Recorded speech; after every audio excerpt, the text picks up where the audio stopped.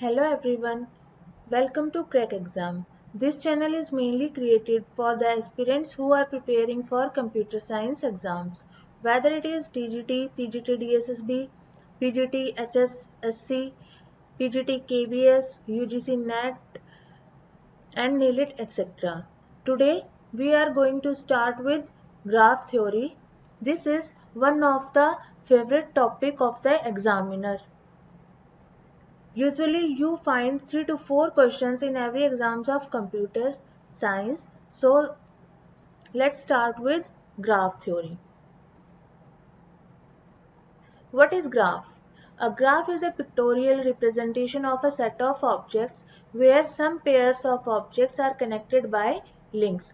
Graph क्या है? Graph एक पिक्टोरियल रिप्रेजेंटेशन है ऑब्जेक्ट्स की जिसमें पेयर्स ऑफ नोड्स होते हैं और उनके बीच में लिंक होता है. उन लिंक को हम बोलते हैं एजेस और जिनके बीच में एजेस होती हैं उनको बोलते हैं हम नोड्स या vertices.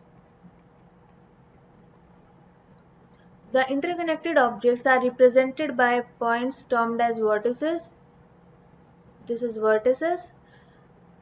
And the links that connect the vertices are called edges. Formally, a graph is a pair of set vertices and edges. Graph में vertices होते हैं and edges होते हैं. Okay, now take a look at the following graph. A,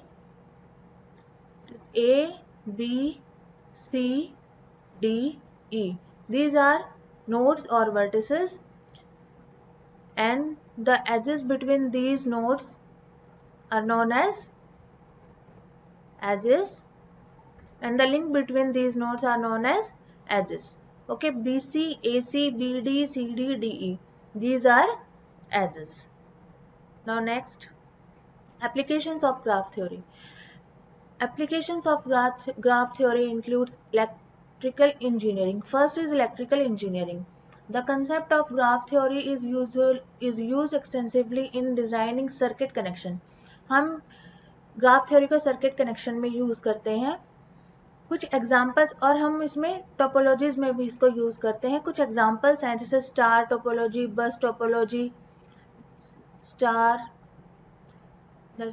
topology, bus topology, mesh topology, hybrid topology. इन सब में हम graphs का यूज करते हैं. Second point is computer science. Computer science में भी हम ग्राफ थ्योरी का यूज करते हैं. किस लिए? एल्गोरिथम को स्टडी करने के लिए. एल्गोरिथम को स्टडी करेंगे. उसमें कौन कौन से एल्गोरिथम आएंगे? Kruskal's, Prim's and Dijkstra algorithm. Okay, next computer network. Next is computer network. The relationship among interconnected computers in a network follow the principle of graph theory.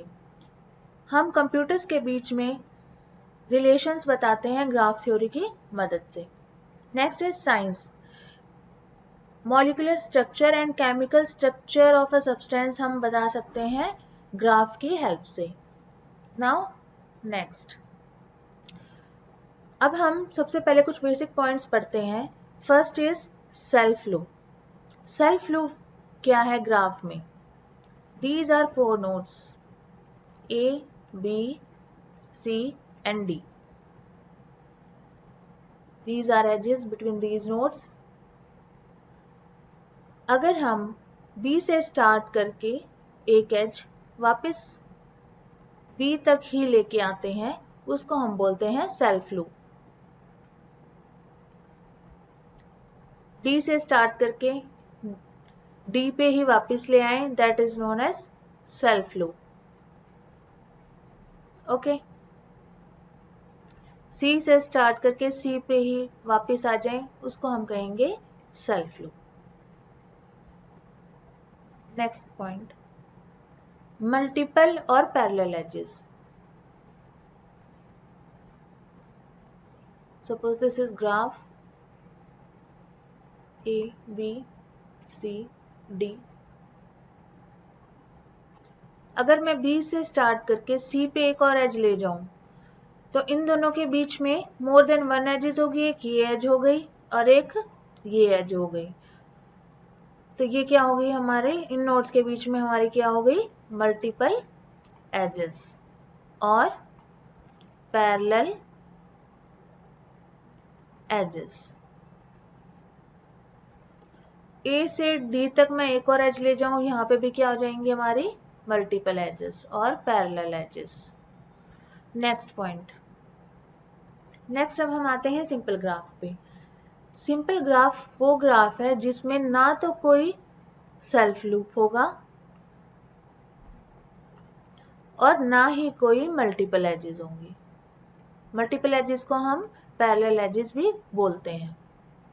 ना सेल्फ लूप होगा और ना ही मल्टीपल एजेस होंगी। जैसे अगर हम इस question में देखते हैं, which of the following is a simple graph. First में देखो, फर्स्ट में सेल्फ लूप है और पैरेलल एज भी है, तो क्या ये सिंपल ग्राफ नहीं है। सेकंड में सेल्फ लूप है, सेल्फ लूप अलाउड नहीं है सिंपल ग्राफ में, तो इसलिए ये भी गलत। थर्ड में पैरेलल एज है, तो ये भी गलत।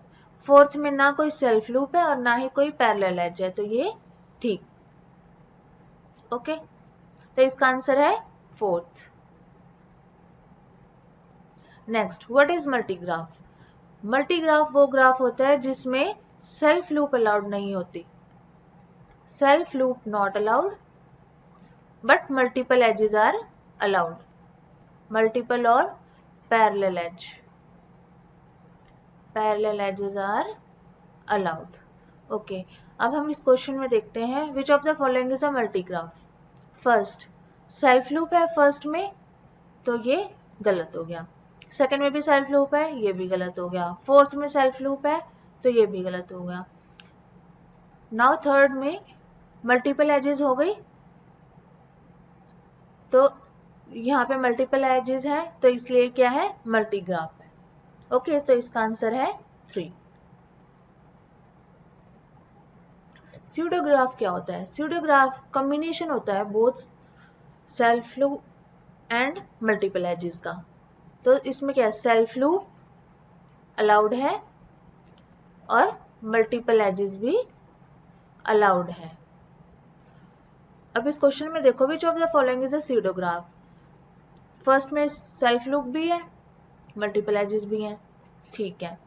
सेकंड में भी सेल्फ लूप है, मल्टीपल एजेस भी हैं, ठीक है।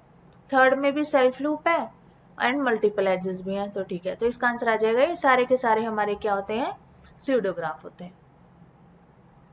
Next question, which of the following is मल्टीग्राफ।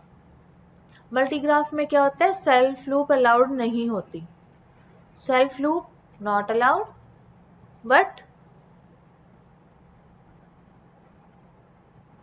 Parallel edges are allowed.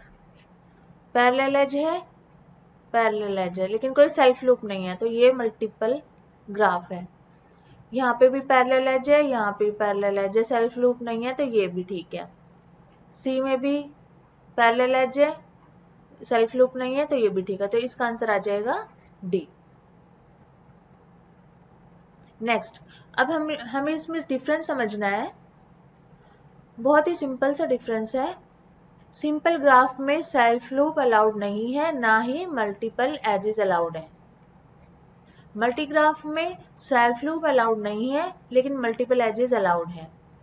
Next, pseudograph में both are allowed, self loop भी अलाउड है एंड मल्टी एजेस भी अलाउड है। कल हम डायरेक्टेड और अनडायरेक्टेड ग्राफ करेंगे, रेगुलर ग्राफ करेंगे, और भी इसके बहुत सारे टॉपिक्स हैं, वो हम अपने नेक्स्ट वीडियो में कवर करेंगे। Thank you.